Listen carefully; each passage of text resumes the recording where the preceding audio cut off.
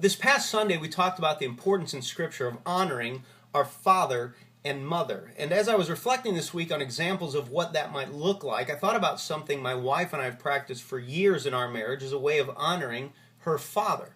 And this is actually something we began doing when we were dating, but my father-in-law is a godly man who values tradition and modesty. As such, public displays of affection between my wife and I have always felt a little awkward at best, which created for us a decision point early in the relationship.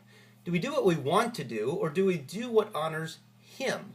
Well, after 5 years of dating and now 12 years of marriage, I can tell you we have opted for the latter, which hasn't always been popular because the average response that we get when we share this with people is that is ridiculous. I mean, that's fine when you're dating, but come on, you're married, for crying out loud. You should be able to do whatever you want to do. And from one perspective, they're right. We should be able to do whatever we want to do. If living in a way that honors God, His Word, and my father-in-law are not things that are important to us.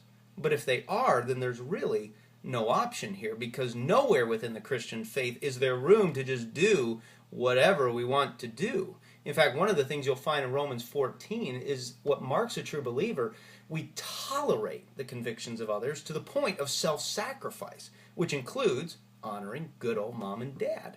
Which means the question for you today is this: what might honoring your parents look like for you this week? After all, perhaps there is no more critical time to ask this question than the week of Thanksgiving, as many of us will no doubt find it difficult to honor mom, dad, and the in-laws, who come Thursday will be pushing our ever-living buttons. But alas, even if they are, the command still stands: honor your father and mother. So what will that look like for you this week? As for me, I can tell you what it will look like: keeping my hands to myself and staying 10 feet away from my wife at all times.